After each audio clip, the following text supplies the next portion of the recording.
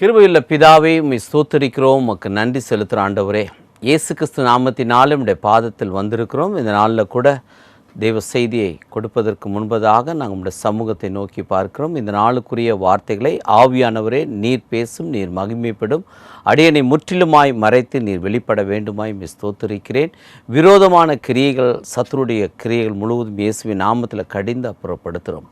தேவ பிரசன்னம் ஆளுகை கூட இருந்து வழி நடத்தட்டும். துதிகான மகிமை எல்லாம் என் இயேசு ஒருவருக்கு மாத்திரம் செலுத்துகிறோம். இயேசு கிறிஸ்துவின் மூலம் ஜெபம் கேளும் பிதாவே, ஆமேன். யோவான் எழுதின சுவிசேஷம் 14ஆம் அதிகாரம் 6ஆம் வசனத்தை உங்களுக்காக வாசிக்கிறேன். அதற்கு இயேசு, நானே வழியும் சத்தியமும் ஜீவனுமாய் இருக்கிறேன், என்னை அல்லாமல் ஒருவனும் பிதாவினிடத்தில் வரான். ஆமேன். கர்த்தருடைய நாமத்துக்கே ஸ்தோத்திரம். இதனால் நாம் தியானிக்க இருக்கிற பகுதி இயேசுவே வழி என்ற பகுதியை தான் இந்த நாளில் நாம் தியானிக்க போகிறோம். கர்த்தருடைய நாமத்துக்கு ஸ்தோத்திரம் உண்டாவதாக.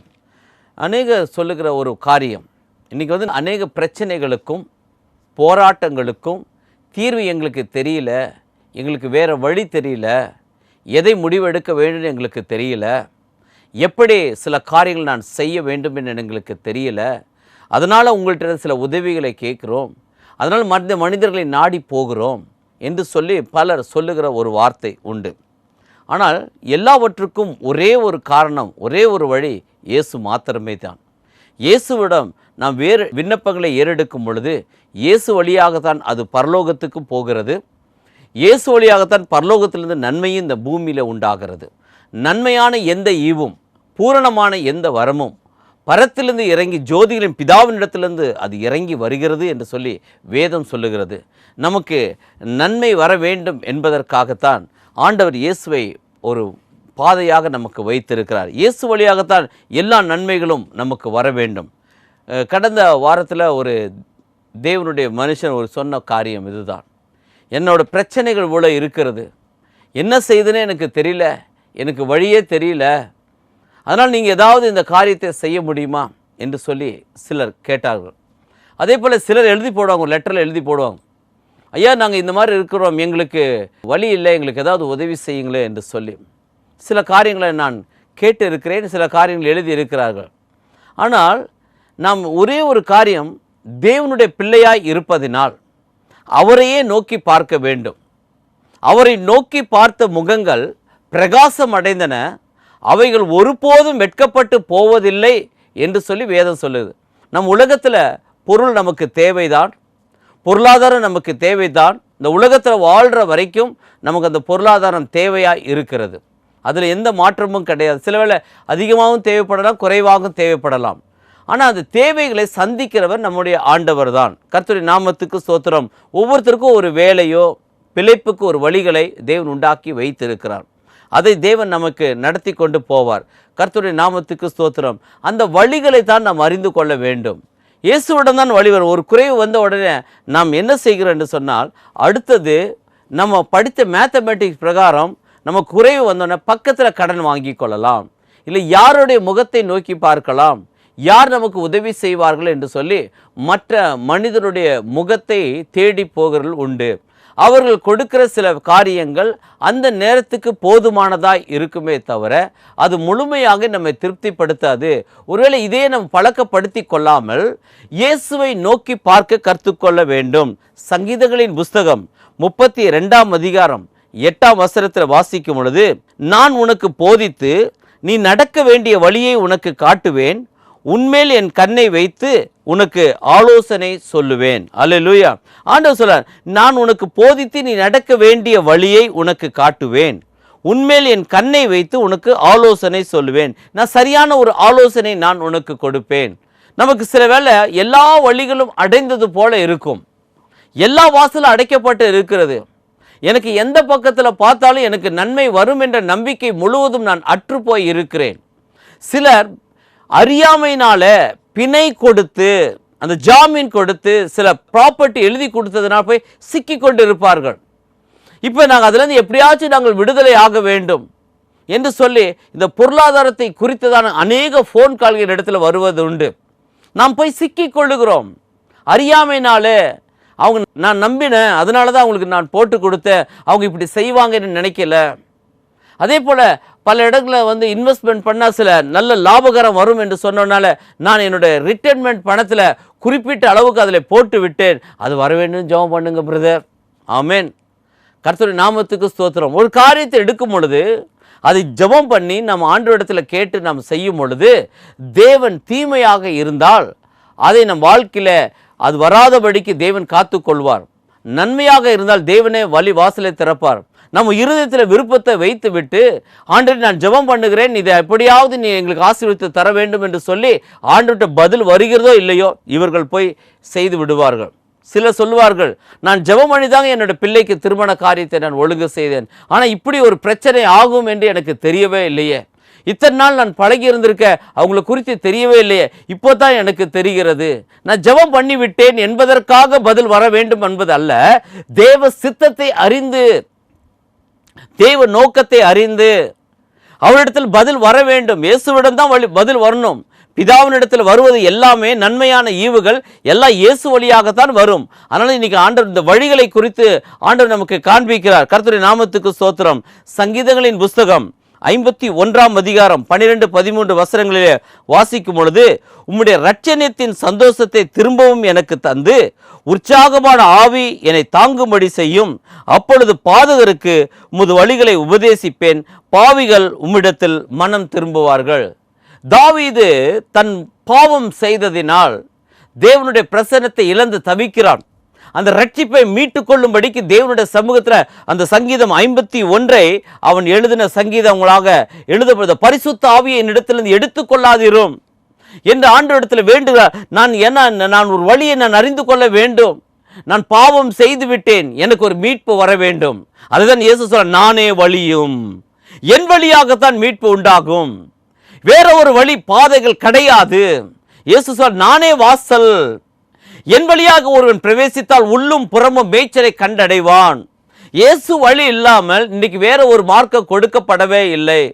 இயேசு அதனால தான் சொல்ல, யோவான் எழுதுகிற சுவிசேஷம் 14ஆம் அதிகாரம் 14வது வசனத்தில் சொல்லும் பொழுது, இயேசு என்ற என்னுடைய நாமத்தினாலே நீங்கள் எதை கேட்பீர்களோ அதை நான் உங்களுக்கு செய்வேன். ஆமென்.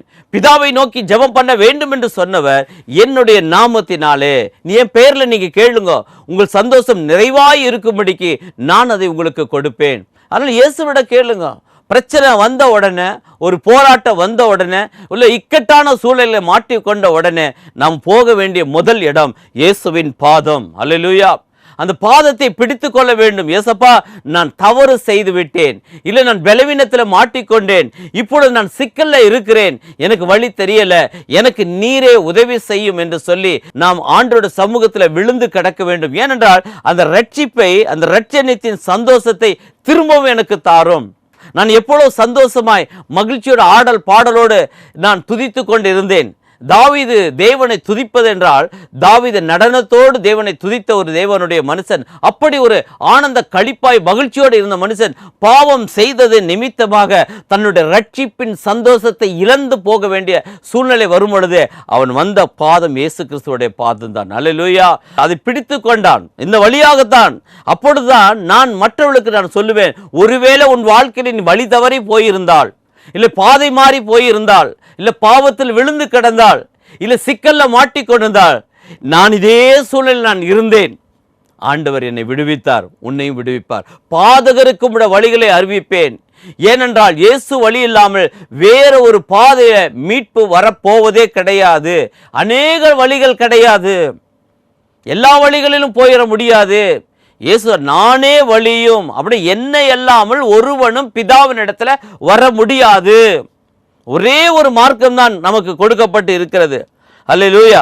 ஏசாயா தீர்க்கதரிசியின் புஸ்தகம் 55ஆம் அதிகாரம் 9ஆம் வசனத்தில் வாசிக்கும் பொழுது, பூமியை பார்க்கிலும் வானங்கள் எப்படி உயர்ந்திருக்கிறதோ அப்படியே உங்கள் வழிகளை பார்க்கிலும் என் வழிகளும், உங்கள் நினைவுகளை பார்க்கிலும் என் நினைவுகளும் உயர்ந்திருக்கிறது. அல்லேலூயா. கர்த்தருடைய நாமத்துக்கு ஸ்தோத்திரம். ஒரு அருமையான ஒரு மகனை எனக்கு தெரியும். நல்ல ஒரு வியாபார நோக்கத்தோடு ஒரு பெரிய காரியத்தை அவர் செய்தார். அதை செய்யும் பொழுது அதில் ஒரு போட்டி உண்டானது, வேறு ஒருவருக்கு இவருக்கும்.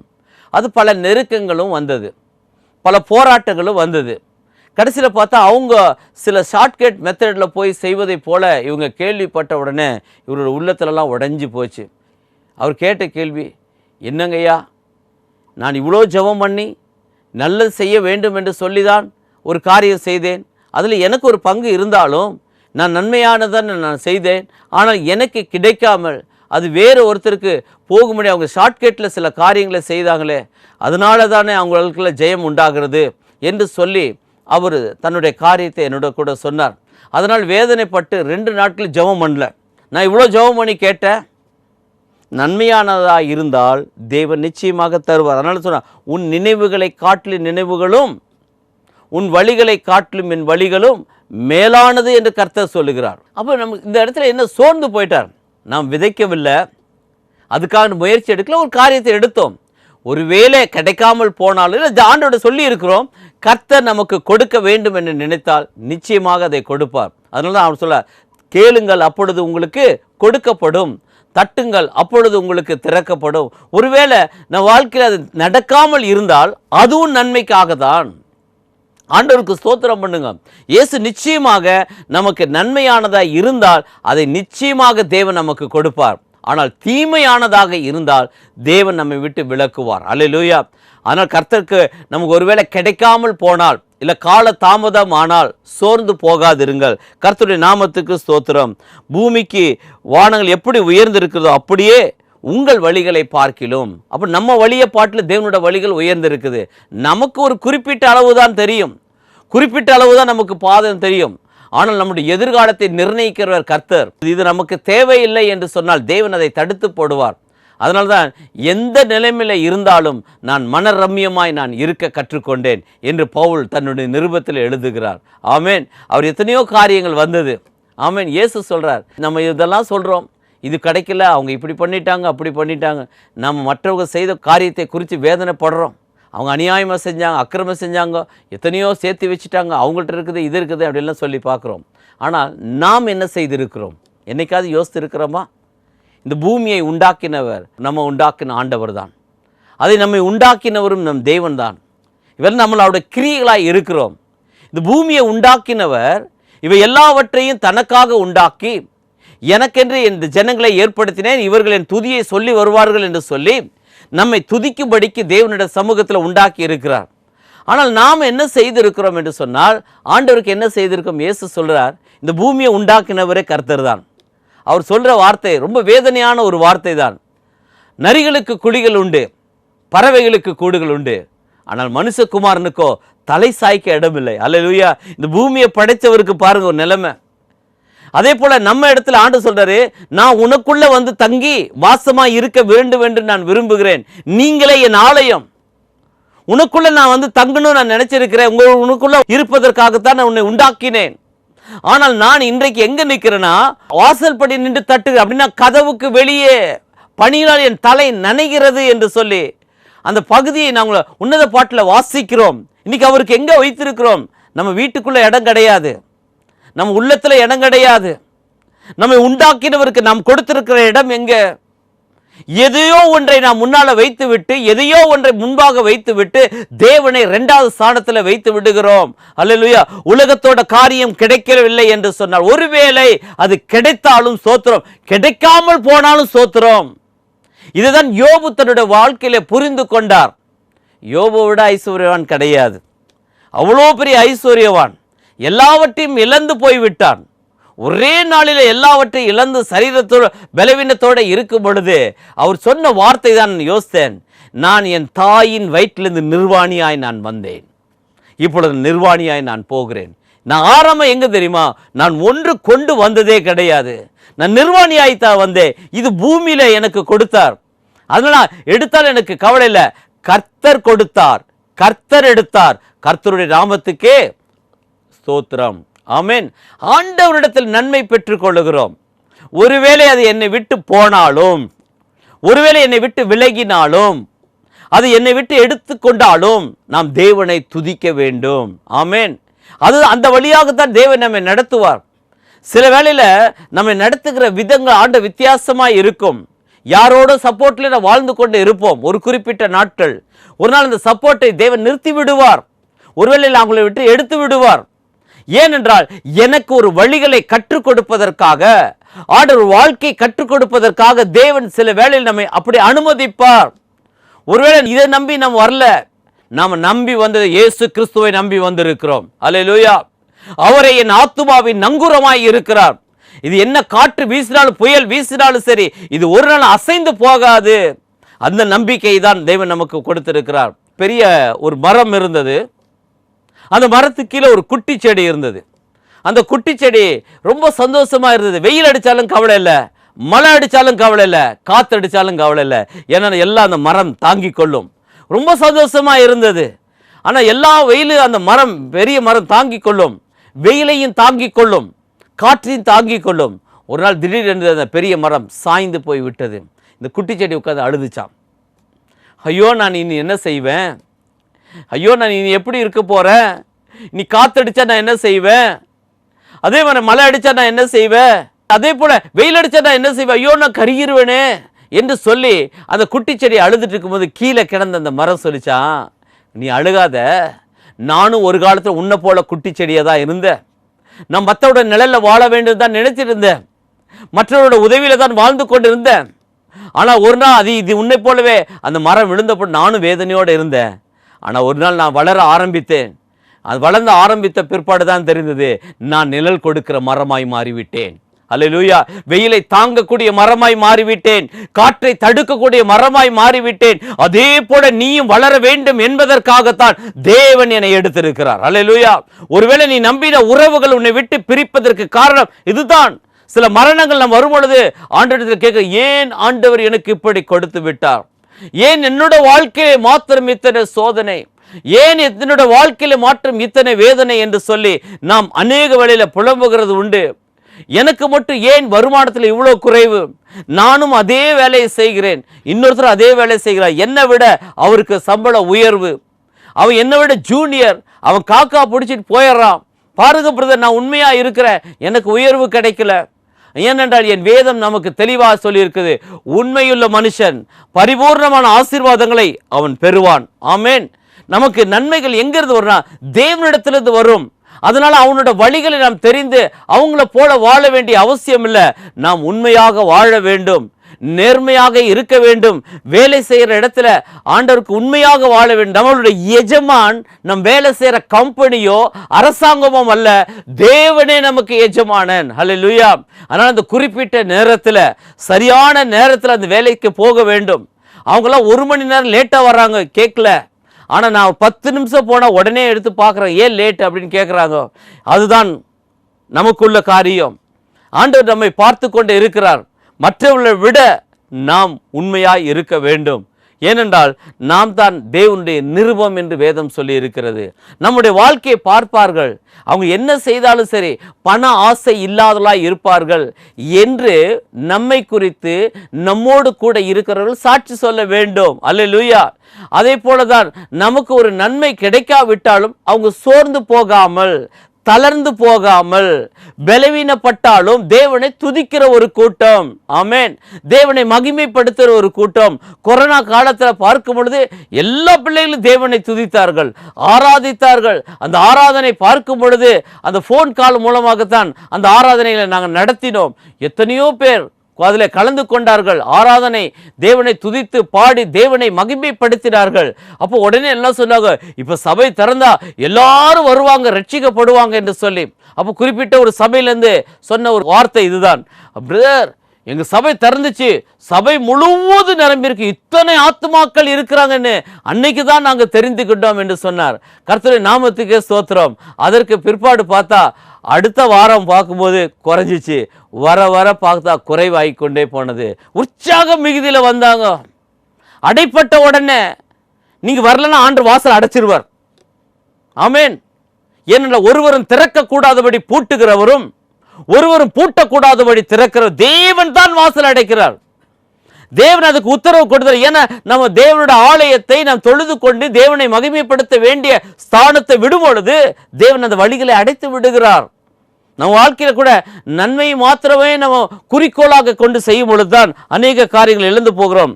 அல்லேலூயா. ஏசாயா தீர்க்கதரிசியின் புஸ்தகம் 59ஆம் அதிகாரம் 8ஆம் வசனத்தில், சமாதான வழியை அறியார்கள், அவர்கள் நடைகளில் நியாயம் இல்லை, தங்கள் பாதைகளை தாங்களே கோணலாக்கி கொண்டார்கள், அவையில் நடக்கிற ஒருவனும் சமாதானத்தை அறியான். கோணலான வழியில் நடக்கிறவர்கள், அநியாயத்தை சம்பாதிக்கிறவங்களுக்கு சமாதானம் கிடையாது. ஆனால் இயேசு நமக்கு என்ன கொடுத்திருக்கார்? அவருடைய சமாதானத்தை கொடுத்திருக்கிறார்.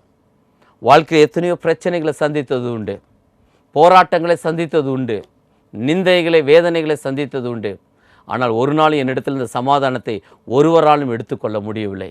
ஏனென்றால் இது கிறிஸ்து இயேசு கொடுத்த சமாதானம். அந்த சமாதானம் தான் நமக்கு ஆண்டவர் கொடுத்திருக்கிறார். அவனுக்கு எல்லாமே இருக்குது, ஆனால் சமாதானம் இல்லை. ஆனால் நமக்கு தேவன் கொடுத்திருக்க அந்த சமாதானத்தை நாம் நினைக்கிறதே கிடையாது. சங்கீதங்களின் புஸ்தகம் 128ஆம் அதிகாரம் 1ஆம் வசனத்தில் வாசிக்கும் பொழுது, கர்த்தருக்கு பயந்து அவர் வழியில் நடக்கிறவன் எவனோ அவன் பாக்கியவான். ஆமேன். ஆண்டவருடைய வழியில் நடக்கிற தேவ ஜனமே, நீதான் பாக்கியவான். நீ உனக்கு இருக்க சந்தோஷத்தை கண்டு அநேகர் வேதனைப்படுகிறார்கள்.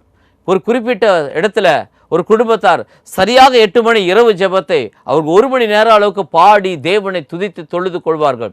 அப்படி தேவனை துதிக்கிற ஒரு கூட்டமாய் நானும் என் வீட்டார் கர்த்தரையை சேவிப்போம், தேவனை ஆராதிக்கிற ஒரு கூட்டம். உங்கள் குடும்பத்தில் சமாதானம் இருக்குது, ஆனால் எங்கள் குடும்பத்தில் சமாதானம் இல்லை. இன்னைக்கு சொல்கிற எத்தனை பேர் இருக்கிறாங்க? ஒவ்வொரு குடும்பத்தை பார்க்கும் பொழுதும் அதே போல் நம் குறைவு வரும் பொழுது நம்ம எங்கே போகணும்? யார்கிட்ட கேட்கலாம்? யார் உதவி செய்வா? யார்கிட்ட பார்க்கலாம் என்று சொல்லி போகாதபடிக்கு சங்கீதம் 121:1, எனக்கு ஒத்தாசை வரும் பர்வதங்களுக்கு நேராக என் கண்களை ஏறெடுக்க. நமக்கு என்ன தேவையானாலும் சரி, ஏன்னா நம்முடைய ஆண்டவர் வழியாக தான் நமக்கு நன்மை உண்டாகும். அவரே நோக்கி பார்ப்போம். ஆண்டவர் உதவி செய்வாரா? என்னிடத்துல கேட்டாங்க ஒரு கேள்வி, நீ வேலையெல்லாம் ரிசைன் பண்ணிட்டு வந்துட்டேப்பா, உன்னோட பிள்ளைகள் 2 பிள்ளைகள் சின்ன பிள்ளையா இருக்கிறாங்களே, இந்த பிள்ளைகளுடைய படிப்பு, உன்னோட பொருளாதாரமான தேவை யார் சந்திப்பா? யார் உனக்கு உதவி செய்வா? அது இல்லாமல் இன்னொரு இதை சொன்ன ஒருத்தர் தான் தெய்வ மனுஷர், ஒரு 40 வருஷம் ஊழியம் செய்தவர். தம்பி புவாக்கு என்னப்பா பண்ணுவே என்று சொல்லி கேட்டார். நான் சொல், கர்த்தர் பார்த்துக்கொள்வார். எப்படி பார்த்துக்கொள்வார் என்று சொன்னார். ஏன்னா ஆண்டவர் சொல்றார், சிங்கக்குட்டிகள் தாழ்ச்சி அடைந்து பட்டினியாய் கிடக்கும், கர்த்தரை தேடுவதற்கும் ஒரு நன்மையும் குறைவுபடாது.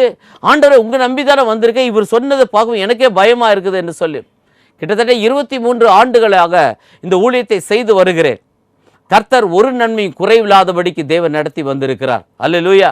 பிள்ளைகளையும் படிக்க வைத்தார், பிள்ளைகளை ஆசீர்வதித்து வைத்திருக்கிறார். கர்த்தர் அப்படியாக நடத்தி வந்திருக்கிறார். ஒரு நாளும் நான் மனதார தைரியமாக உங்கள் முன்னால் சொல்லுவார், ஒரு நாள் கூட பட்டினி போட்டதும் கிடையாது, குறை வைத்ததும் கிடையாது. நான் அவரை தான் நோக்கி பார்ப்பேன். எந்த தேவையாக இருந்தாலும் ஆண்டோட சமூகத்தில் கேட்பேன், கர்த்தரே நீர் எனக்கு அனுப்பும், நீர் எனக்கு ஒத்தாசை அனுப்பும். ஆண்டவர் எப்படியாவது ஒரு வழிகளை உண்டாக்குவார். அவர் வாசலை திறக்கிறவர். அவர் திறந்த வாசலை ஒருவனும் பூட்ட முடியாது. கர்த்தருடைய நாமத்துக்கு ஸ்தோத்திரம். நான் இளைஞனுமாய் இருந்தேன், முதிர் வயது உள்ளவனுமானேன், நீதிமான் கைவிடப்பட்டதையும் அவன் சந்ததி அப்பத்துக்கு இறந்து திரிகிறதையும் நான் காணவே இல்லை என்று சொல்லி அந்த சங்கீதக்காரன் அந்த 37ஆம் அதிகாரம் 25 வாசிக்கிறோம். ஆமென். குறைவில்லாதபடிக்கு தேவன் நம்மை நடத்துவார். ஏனென்றால் அவரே வழி, நமக்கு எல்லாவற்றுக்கும் வழி அவர்தான். நம்ம என்ன செய்யறோம்னா, தேவையானதுக்கு மட்டும் அவர் வழியை தெரிந்தெடுத்துக் கொள்ளுகிறோம், மற்றதுக்கு வேற வழியை ஒன்று பார்த்து கொள்ளுகிறோம். நமக்கு நிறைய ஃபார்முலா தெரியறதுனால இந்த ஃபார்முலாவில் போட்டு இப்படி கணக்கு பண்ணி இதில் இவ்வளோ லாபம் வரும், ஒரு வரத்துக்கு முன்னாலே ஒரு கால்குலேஷன் போட்டு விடுகிறோம். இவ்வளோ வந்துடும், இவ்வளோ வந்துச்சுன்னா சரியாயிரும். என்னுடைய நண்பர், நானும் ஒரு சின்ன வயசுலேருந்து பாலிய சிநேகிதராக இருந்தோம். அப்போ அவர் ஒரு வார்த்தை சொன்னார், நான் வேலைக்கு போய் நான் சம்பாதித்து ஒரு குறிப்பிட்ட நாட்களுக்குள்ளாக ஒரு இவ்வளோ நகைகளை வாங்கி விடுவேன், அதை சேர்த்து வைத்து விடுவேன். அந்த பிள்ளைக்கு வரும்பொழுது அந்த பிள்ளை 20 வயசு ஆகும்போது அந்த பிள்ளைக்கு ஒரு திருமணத்தை நான் செய்திருவேன், அந்த பிள்ளைக்கு வேண்டிய அத்தனையுமே நான் சேர்த்து வைத்துட்டு தான் இந்த காரியத்தை நான் செய்வேன் என்று சொல்லி அந்த பணத்தை சம்பாதிக்குவேன் என்று சொல்லி அவர் ஒரு நோக்கத்தை வைத்து பணத்தை சம்பாதிக்க ஆரம்பித்தார். திருமணமாகி எனக்கு தெரிஞ்சு இப்போ 20 வருடங்களுக்கு அவருக்கு மேலாகிவிட்டது. ஆனால் இதுவரைக்கும் அவருக்கு குழந்தையே இல்லை. இவர் ஒரு கால்குலேஷன் போடுகிறார். எப்படி போட்டு என்ன கணக்கு, 20 இப்போ இன்னைக்கு இருக்கிற தங்கத்தோட விலை இவ்வளவு, 20 வருஷத்துக்கு பின்பாடு இவ்வளோ இருக்கும் என்று சொல்லி அன்றைக்கு உட்காந்து கணக்கு போடுகிறார். ஆண்டவர் சொல்றார், அன்றன்று உள்ள ஆகாரத்தை எங்களுக்கு தாரும், அந்தந்த நாளுக்கு அதின் பாடு போதும், ஒவ்வொரு நாளும் நடத்துவார். அப்படியாப்பட்ட தேவன் நம்முடைய ஆண்டவர். அதனால தான் சொல்கிறாரு, நானே உனக்கு ஒத்தாசை அனுப்புவேன், நான் தான் உனக்கு வழி. நம்ம இயேசுவை தான் எல்லாத்துக்கும் வழியாக எடுத்துக்கொள்ள வேண்டும். அவர்கிட்ட இடத்துல போவோம், அவரே தீர்வை உண்டாக்குறவர். ஆமென். முதலாவது தேவ ராஜ்யத்தையும் அவருடைய நீதியும் தேடுங்கள், பின்பு இவைகளெல்லாம் உங்களுக்கு கூட கொடுக்கப்படும். அந்த ராஜ்யம், அதுதான் வழி. ராஜ்யத்தை நீ தேட ஆரம்பித்தால், அதான் வாசல். அந்த சத்தியத்தின்படி நடக்க ஆரம்பித்தால், அவருடைய நீதியை நீ செய்தால், ஆண்டவர் உன்னோட தேவைகள் அனைத்தையுமே சந்திப்பார். ஆமென். கடைசி நாட்டில் என்ன நடக்கும் தெரியுமா? ஆமென். எசேக்கியேல் 7ஆம் அதிகாரம் 19ஆம் வசனத்தில் வாசிக்கும் பொழுது, தங்கள் வெள்ளிகளை தெருக்களில் எரிந்து விடுவார்கள், அவருடைய பொன் வேண்டா வெறுப்பாய் இருக்கும். கர்த்தருடைய சினத்தின் நாளிலே அவர்கள் வெள்ளியும் அவர்கள் பொன்னும் அவர்களை விடுவிக்க மாட்டாது. அவர்கள் அதனால் தங்கள் ஆத்துமாக்களை திருப்தி ஆக்குவதும் இல்லை, தங்கள் வயிறுகளை நிரப்புவதும் இல்லை. அவர்கள் அக்கிரமமே அவர்களுக்கு இடலாய் இருக்கிறது. அல்லேலூயா. அநியாயம் செய்து சேர்த்து வச்சவங்களாம் கடைசியில் தூக்கி எறிவாங்க என்று சொல்லி என் வேதம் சொல்லுகிறது. ஏன்னா அது ஜீவன் அல்ல, அது காப்பாற்ற முடியாது. ஆமென். இன்னைக்கு யுத்த காலத்தில் பார்க்கும் பொழுது, இல்லை பூகம்பங்கள் வரும் பொழுது பார்க்கும் பொழுது, இல்லை ஃப்ளட்டு வரும்பொழுது, அழிவு வரும் பொழுது பணத்தை எல்லாம் தூக்கி போட்டவர்கள் உண்டு. ஏனென்றால் அது ஜீவன் அல்ல, அது அவனை காப்பாற்றாது. ஆனால் நமக்கு ஒரு நம்பிக்கை உண்டு. நம்ம ஆத்துமாவை காக்கிறவர் தேவன். உன்னை காக்கிறவர் உறங்குவதும் இல்லை, தூங்குவதும் இல்லை. நமக்கு ஒரு அடைக்கலம் உண்டு. அவன் எதை நம்பியிருக்க? உலக ஆசையை நம்பியிருக்கிறான். உலக ஆசையை நம்பினோட வாழ்க்கையில ஒரு நாள் அது அவனுக்கு உபயோகப்படாமல் போகும். கொரோனா காலகட்டத்தில் எத்தனை மரணங்களை நாம் பார்த்தோம். நமக்கு இன்னும் அதை குறித்து நினைக்காமல் இருக்கவே முடியாது. எத்தனை பேருடைய ஆக்சிஜன், அந்த மூச்சு விட முடியாதபடிக்கு, அது கிடைக்காதபடிக்கு திணறி இருக்கிறார்கள். கர்த்தருடைய நாமத்துக்கு ஸ்தோத்திரம். ஆனால் தேவன் நமக்கு இலவசமான ஆக்சிஜனை கொடுத்திருக்கிறார். நம்ம இயற்கையாகவே நம் நுரையீரலை நல்ல முறையில் பலப்படுத்திருக்கிறார். நம் சரீரத்தில் சுகத்தை கொடுத்திருக்கிறார், பலத்தை கொடுத்திருக்கிறார். ஆனால் எல்லாவற்றுக்காக நன்றி சொல்லுவோம். ஒருவேளை தேவையாக இருந்தாலும் இயேசு வழியாக நாம் கடந்து போவோம். எல்லாவற்றையும் கேட்போம், அவரே நமக்கு செய்வார். தலைகளை தாழ்த்துவோம், ஆண்டவரை நோக்கி பார்ப்போம்.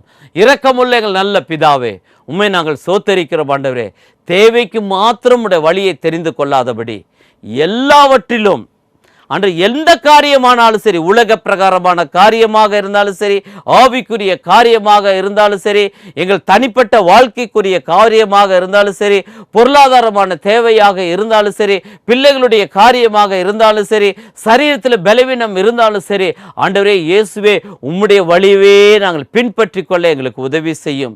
நானே வழி என்று சொல்லிவிட்டீரப்பா. இந்த பிரச்சனைக்கு தீர்வு நான் தான் வழி என்று சொல்லி இருக்கிறேன். எங்க போராட்டத்துக்கு தீர்வு நீதான் வழி. இந்த கோர்ட்டு கேஸுக்கு நீர்தான் எங்களுக்கு வழி. ஆண்டவரே, இந்த கடன் பிரச்சனைக்கு நீர்தான் எங்களுக்கு வழி. இந்த நெருக்கத்துக்கு ஆண்டவரே நீர்தான் எங்களுக்கு வழி. நான் அறியாமல் நான் செய்து விட்டேன், இதிலிருந்து எனக்கு மீட்பதற்கு நீர்தான் வழி. இந்த பாவத்தினால், அக்கிரமத்தினால், சாபத்தினால் நான் கவதிப்படுகிறேன், நான் துயரப்படுகிறேன். இதற்கு தீர்வு நீர்தான் வழி என்பதை நாங்கள் அறிந்து முழுமையாக எல்லா சூழலிலும் எல்லாவற்றிலும் இயேசுவையே மாதிரியாக வைத்து இயேசு வழியாகவே எங்களுடைய ஜெபத்தை ஏறெடுக்க எங்களுக்கு உதவி செய்யும். அந்த மார்க்கத்தை நாங்கள் பிடித்துக் கொள்ள எங்களுக்கு உதவி செய்யும். ஆண்டவரே, சகலவற்றையும் உடைய கரத்தில் ஒப்பு கொடுக்கிறோம்.